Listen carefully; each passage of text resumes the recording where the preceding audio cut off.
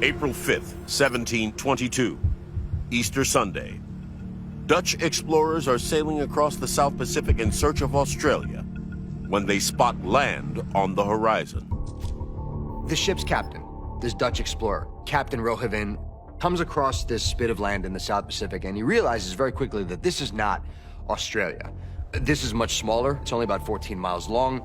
Didn't even show up on the map. It's incredibly remote.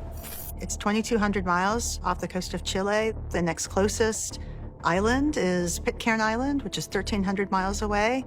It's like a speck in the middle of the vast Pacific.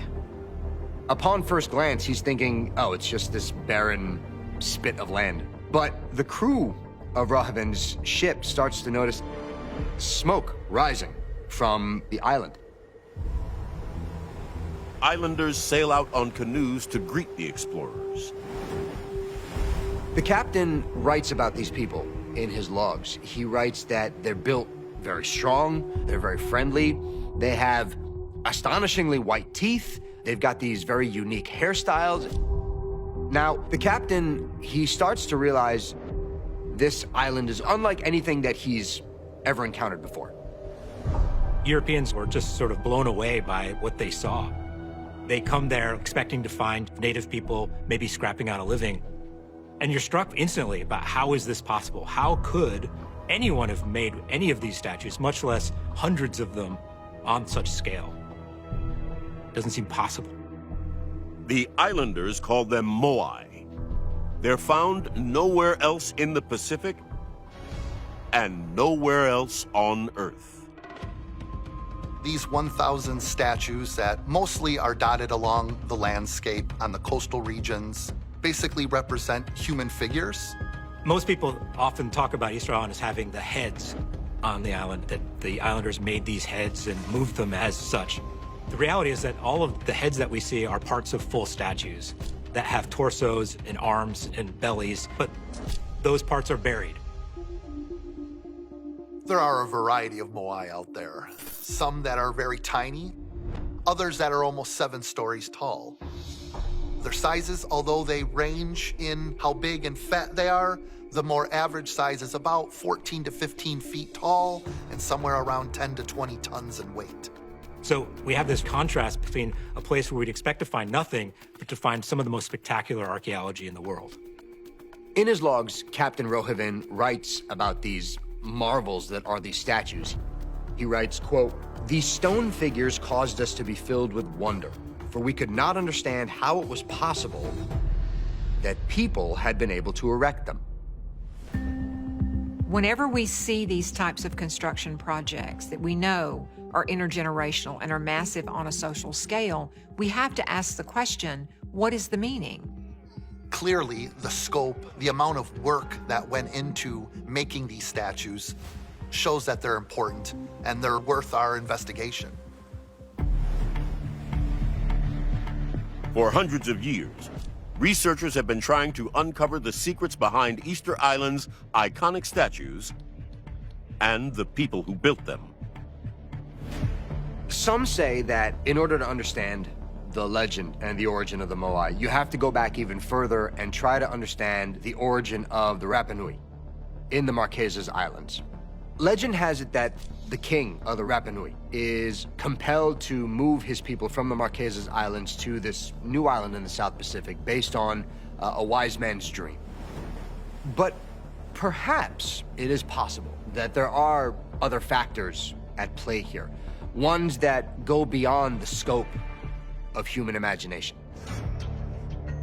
There's a natural tendency to wonder how the construction and transport of these statues is possible given the basic technology that consists of stone tools.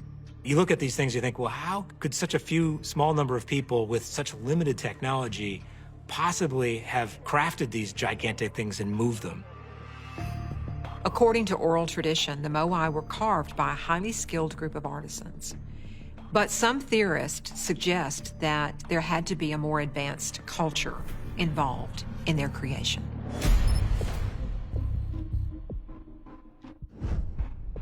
The idea that giant monuments, like the ones found on Easter Island, were built by aliens is called the ancient astronaut theory. It suggests that an advanced race of beings came from another planet and is responsible for building enormous monuments around the world.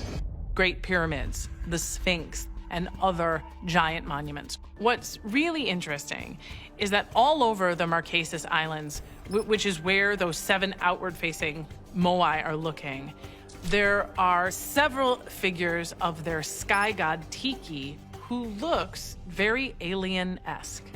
And what's even more compelling is that there is a very similar figure on Easter Island.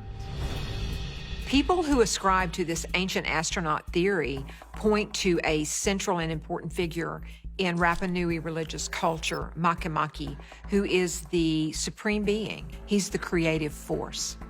There are rock carvings all around Rapa Nui, known as petroglyphs, that depict Makemake and his very distinctive extra-human features, such as a very large beak-like nose.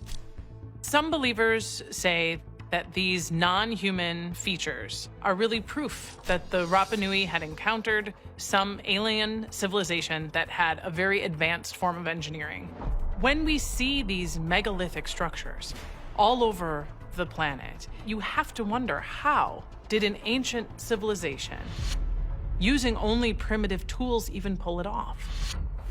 Naysayers will argue that this is actually a civilization that are also very skilled engineers, and they do indeed have the imagination, have the tools, have the ability to create these gigantic works of art. But others still maintain that only a highly advanced civilization could be responsible for creating these very intricately designed gigantic statues, perhaps in their own image. Whatever the Moai's purpose, there's another question that perplexes researchers to this day. How on earth were these colossal statues, some weighing nearly 200 tons, moved into place? These massive Moai, many of them multi-ton rock figures, were moved as far as 10, 12 miles, depending on the route they took. This is absolutely phenomenal. These massive, colossal statues were moved to every part of the island. Legend has it, what made the Moai move was the chief's spiritual energy, or mana. Oral traditions do suggest that the Moai could have been commanded to move by the chief from their original place of creation within this quarry all the way across the island to their final resting place. The oral tradition says the Moai are walking. They're not on their back or on their stomach. They have to be up and moving.